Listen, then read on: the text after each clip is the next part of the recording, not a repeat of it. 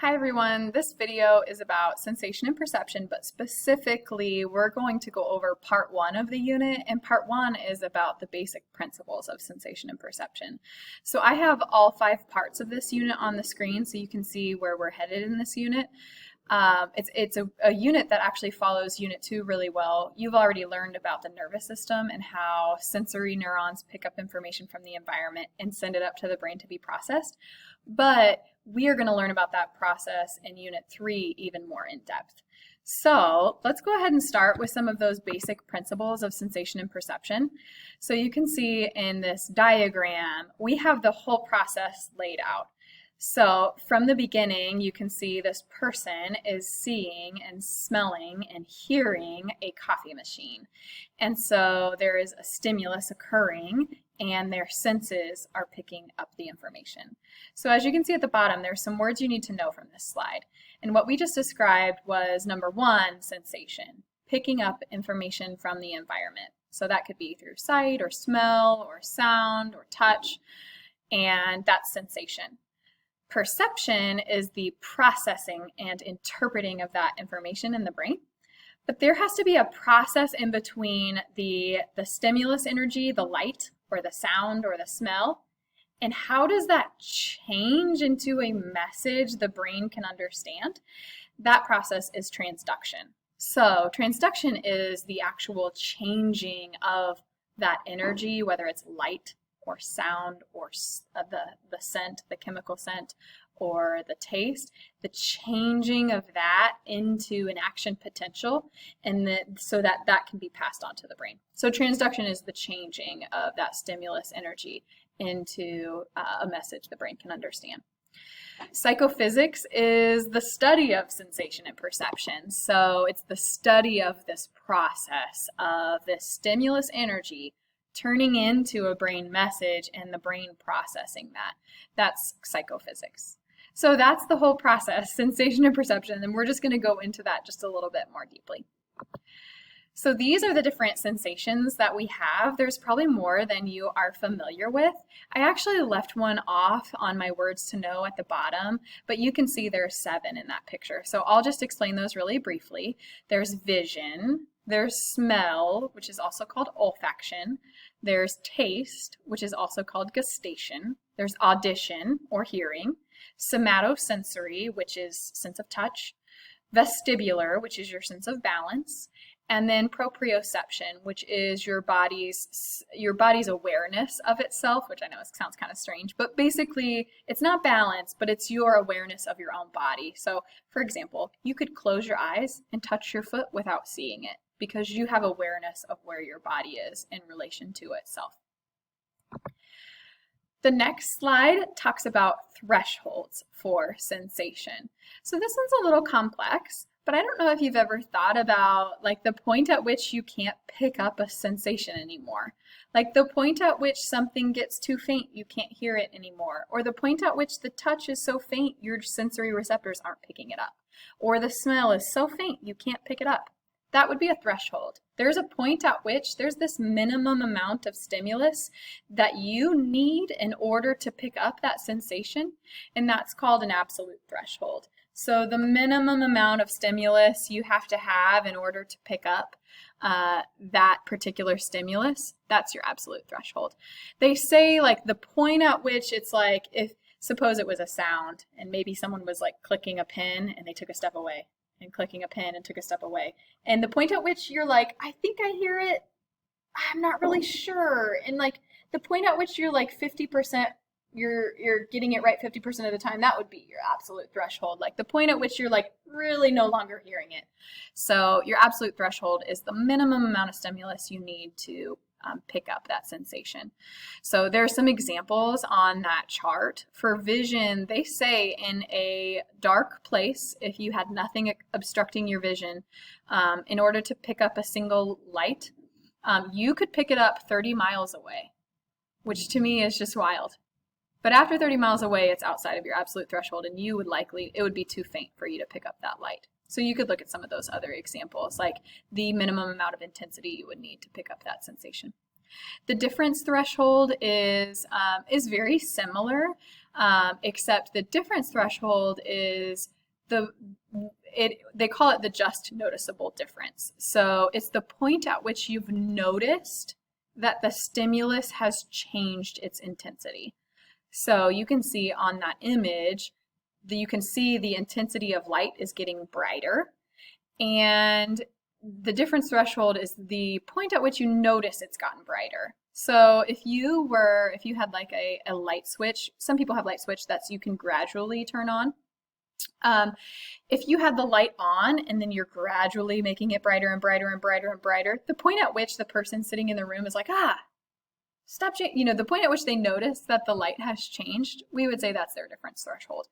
Or if you're sitting in a bathtub and the water is slowly getting cooler and cooler and cooler, but you don't notice it right away, the point at which you notice the temperature has changed is your difference threshold. The point at which you notice the intensity of the stimulus has changed. Weber's law sounds really simplistic, but Weber's law basically says you're more likely to notice the change in the stimulus if the change is greater.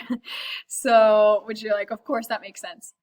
It's always in relation to where you started though. So like if you were cranking up the sound volume just slowly and slowly in your car, you might not, if you start at like volume 30, someone might not really pick it up. But if the change is greater, so you like jump from volume 30 to volume 60, they're going to notice. But also if you jump from volume 0 to volume 1, they're going to notice because that change is pretty great too. So Weber's law is just basically says you're more likely to notice a change in stimulus if the change is greater. Okay. So we're going to jump to processing information. There are two different ways we process information, and I'll start with the first one. Bottom-up processing is where you are processing the information. This is going to sound really silly, but you're processing the information and interpreting it based on all of your detecting the stimulus through your senses, which I know that sounds really silly, but here's an example. If I had you close your eyes and I dropped a Cheerio in your hand, you might not know right away that that was a Cheerio. You might have to smell it and think, okay, that smells kind of maybe grainy and it kind of feels round, and you might put it in your mouth and you might taste a little bit grainy and crunchy, and you're using all of those different sensations to try to interpret what it is, and then you might say, oh, that's a Cheerio. You'd be using bottom-up processing because you're trying to detect all the features, you're thinking about it, and then you're recognizing the stimulus through all of your sensations. Top down is where you start with your mind. I know this sounds a little bit silly, but we actually use top down way more than we use bottom up. So if I had you hold your hand out and I dropped a Cheerio in your hand, but I let you look at it, you would probably instantly go, well, that's a Cheerio. Because you didn't even have to touch it or smell it or taste it and use all your senses to figure it out. Because what you did was, in your mind, you started with the top, and you just compared it to a past experience. Or maybe you had some kind of, you had some framework that you were comparing that to that you have had an experience with. And so you automatically knew it was a Cheerio without having to go through the process of using all of your senses to figure it out. You just used a previous experience to interpret what that was. And that's top down. Okay. Our next set of words deal with influences on our sensation and perception. So our first one is selective attention. We are getting all kinds of stimuli that we're bombarded with in our environment: sights, sounds, smells, touches. I mean, all kinds of things are occurring, but we don't process and interpret all of that. And the reason is there is too much stimuli that we're bombarded with. We have something that's called selective attention. And selective attention is our ability to focus on a stimulus or maybe a couple stimuli and filter out the rest. And so we can focus in on what we're deeming is important and not process everything else that's going on in the environment that we are, all the stimuli that we're feeling and hearing and seeing and all of that. The cocktail party effect is something that happens because of selective attention. Because we have selective attention and we can focus in on one or a few different stimulus, the cocktail party effect is really interesting. So this has probably happened to you before, but if you're in a really crowded, busy room, you have selective attention, so you can listen to one conversation, even though all kinds of conversations are going on in the room around you. And so you are not distracted by all of those and you can focus on one. But the cocktail party effect says that we can actually avert our attention somewhere else. And then we can blur out all of the other sounds and listen to something somewhere else. Maybe you're watching TV and your mom talks to you, and so you go over to listen to your mom or your dad, and then you go back, but actually now your attention is back at the TV and you're really only listening to the TV. And we just have this ability to focus in our attention on one conversation, or if we hear something somewhere else, we can focus in our attention on that conversation elsewhere. So the cocktail party effect is simply, it's an aspect of selective attention in which a person is able to focus on one conversation in a crowded room and tune out the rest. Okay, some other influences on sensation and perception. One is called inattentional blindness. And inattentional blindness is just a factor that happens because of our selective attention, because we can focus in on one aspect. We might not notice something else in a room. So if you're focused on the teacher who's talking in the classroom, you might not notice that someone else maybe beside you is wearing a costume. I don't know, you might notice that. But there's all kinds of studies that show there can be something that's happening in your environment and you not realize it because you're not focused on it, and you're focused on like whatever your attention is on, and you might miss something else because of your selective attention.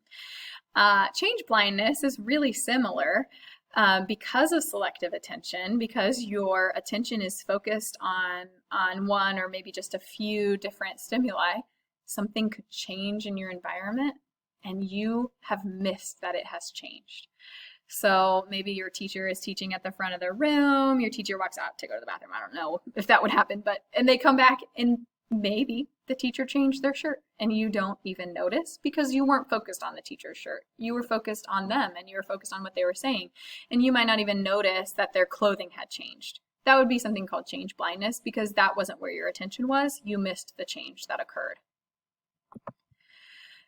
So another factor that influences our sensation and perception is sensory adaptation. You probably have heard of this before as nose blindness, because I think the Febreze commercials talk about this a lot, but it's not only nose blindness, it's any time that you have a continuous exposure to a stimulus that you no longer notice it's there. So this is an example of these guys in their room. Maybe they've got this just really bad smell. They have clothes that are dirty, that have been dirty for a long time, and their room's just smelling really badly, but they don't notice because they've gotten used to it. It's not that scent has gone away. They just have adapted to that scent and they are no longer processing it. So it's not that they're not even picking it up. They are. They're just not processing it anymore and they've adapted to it. So some other examples of this would be sometimes people with reading glasses will put their reading glasses onto their head and they will feel it, but then it's been there so long that they are no longer processing that touch sensation, and so they don't realize that they've moved their glasses to their head and then they can't find it. Some students have their phone in their hand too long and then they think they've lost their phone, it's still in their hand. That might be another example of that, but it's just any situation, like for example, your clothes.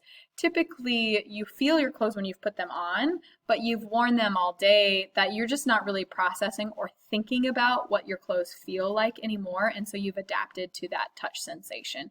And so sensory adaptation is just the no longer noticing of that scent or sensation anymore, and you're no longer processing and noticing it because of that constant, continuous exposure to it. We're at the end of our slideshow. Make sure that you know and understand the definitions and the terms from this slideshow, and you should be good for the foundations of sensation and perception. I hope this was helpful. Bye.